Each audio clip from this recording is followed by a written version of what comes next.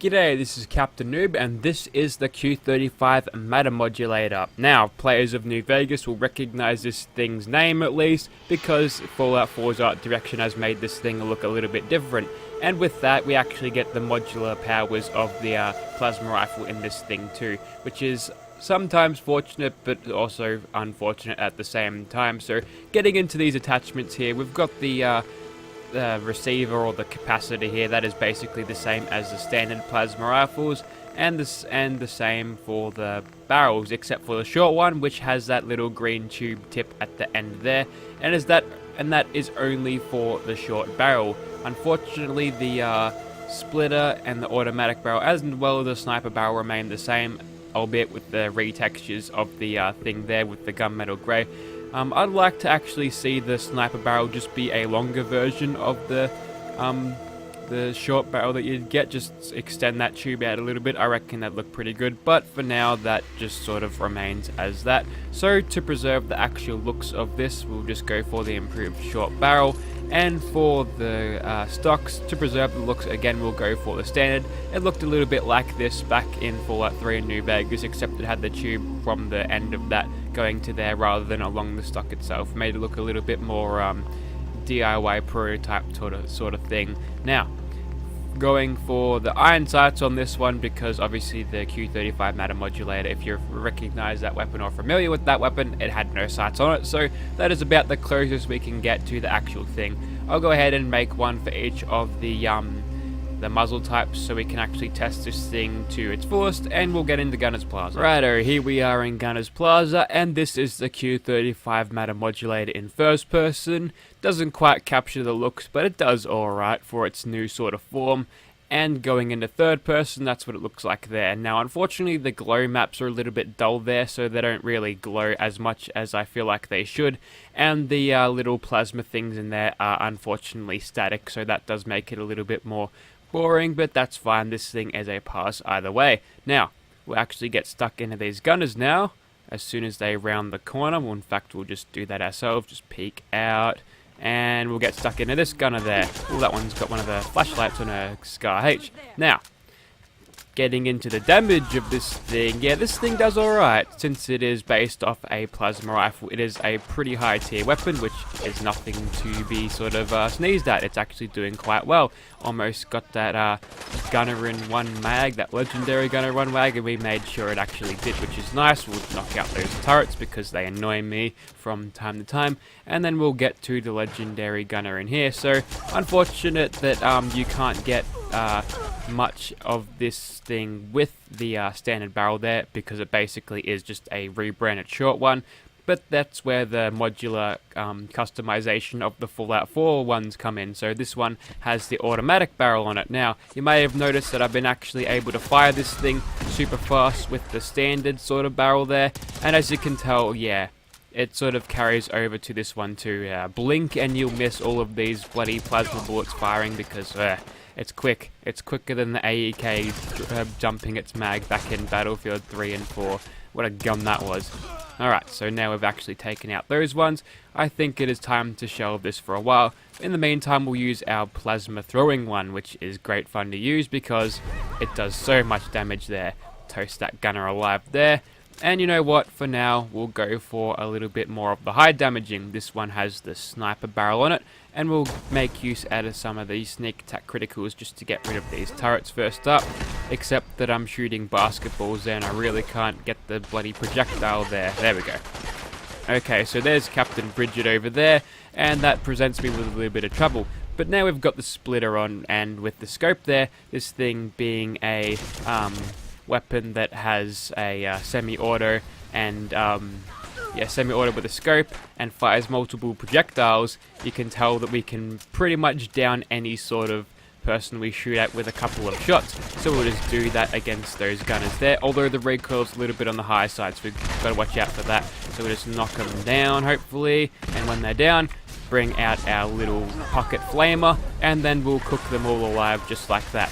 Now, when you're using the pocket flamer version of the Q-35 Modulator or the plasma rifle in general, you always want to make sure you've invested in the gunslinger perk and the because attaching that thing with... Ooh, that's a gamma gun there. That's actually 3 heals, so if you could just shoot me, that'd be good. Thank you. 3 heals are good. We'll just take out your mate while you're doing that. And now we're pretty much at full health capacity with that radiation there, so there we go. That was some tactical use of Ghoulish there to give us a little bit of health. But yeah, using the pocket flamer with the gunslinger perk will actually give you heaps more range when you use the thing, which would be infinitely useful with its bad damage drop-off. We'll switch back over to the sniper since we are fading out of danger. Hopefully we'll be out of it soon, and we'll try to hit some of these gunners, even though the sniper barrel on this thing isn't too great because it's not a hit scan weapon, so it's going to make targets at range harder to hit. That's why it is pretty much outclassed by the Gauss rifle when you get one, which is why I think it's a little bit more overlooked, because its slow projectiles are a little bit tedious to use, and that is the case back in the older Fallout titles too, but it's not a huge drawback. If you can learn to counter and lead, yeah, then you'll be laughing with it. Now, 200 damage against you, which is pretty good, but we're going to have to do better than that. Can we just get those headshots in, please? There we go, 400 on the headshot. Very nice. And we'll finish you off whilst you're getting up. Thank you, Sniper, for knocking that person down. And now we are able to just over 900 bullets left. We'll just kill you. And there you have it. So that was the Q-35 Matter Modulator in its very modular forms in Gunner's Plaza there. It's alright. It's pretty good. It's better than what you'd find the plasma rifles or plasma guns in the game to be, which is an improvement. It's definitely a superior weapon, and it definitely looks pretty cool too. I will not deny that. So we'll take on some super mutants now, and hopefully we won't run out of ammo before that's over. Okay, now we are in Fallon's, and it's time to take on some super mutants. So what I want to do here is just see how long we can go without being spotted, and how successful we can be with that. So just in VATS here, we'll try to activate a critical on this one, and for some reason he always likes to stand there, so thank you game for hicking up for a second there. And about 1400 damage on him, which is good. We'll just follow it up with another crit just to guarantee that hit. Now he is dead, and we'll go ahead and attack his mate next. Doing less great damage there. I do believe that is because we aren't in we're in a state of detection that doesn't allow us to get sneak attack criticals. The game's a little bit unclear on this, because usually when you are in this state you can with a suppressor, but maybe with a loud weapon the rules of sneaking change. So we'll go ahead and probably get a cheeky nut shot whilst he's down like that, or not, because the game would like to destroy our projectiles because they hit that little bit of the thing there. So unfortunate, but yeah, getting the best damage out of this, or the best bullet efficiency out of this thing, does make you fire slowly, and I guess probably the best way to run this just for raw damage would probably be just the pocket flamer version, which I'm probably going to switch to in a second. I'm gonna have to actually watch my ammo thing here, because this does eat through them a lot. But yeah, this weapon does pretty much obsolete the flamer in every way, in weight, in not ammo,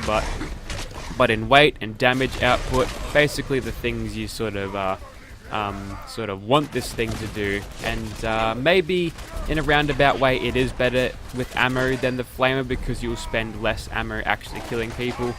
And maybe it's better because you won't be spamming stimpaks every 10 seconds because your enemies are laughing at you whilst firing rockets into your face, because you simply can't kill them with a flamer. So who knows, maybe there's some things we gotta watch out for there. Okay, we are running super low on the old things now compared to what I'm used to, so you know what, we'll go ahead and get you with a couple of VATS bursts in the face there. We seem to be doing pretty well with that, although this thing is rather high on the ammo consumption too, so I should probably watch it. Definitely doing a lot better there. We've got our bullets or our mag back there thanks to, I believe, Scrounger, so that's kind of nice. I don't know where you pulled them out of, Raine, but that was useful that you got that. And I activated a thing. Can I get out of this menu? Thank you. Man, having the reload button mapped to things that interact with world objects sometimes annoys me. But I saw a life preserver in there, so maybe that's a good sign that Raine will make it through this. Also, search the glowing sea. Something just happened.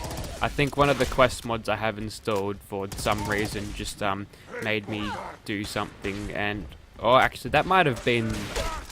I don't know why all those things came up. I'm not sure why they even did. But back to the weapon, that was a little bit of a distraction that I didn't need.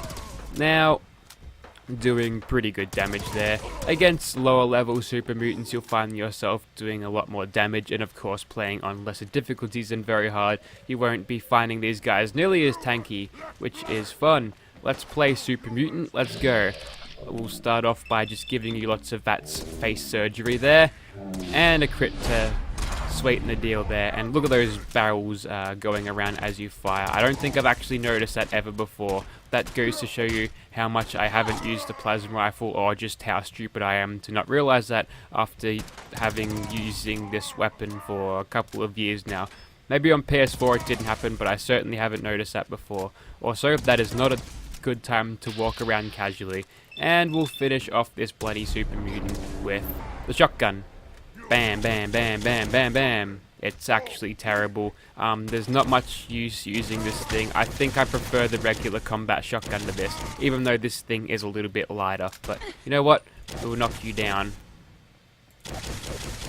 And now you're dead. That's fun.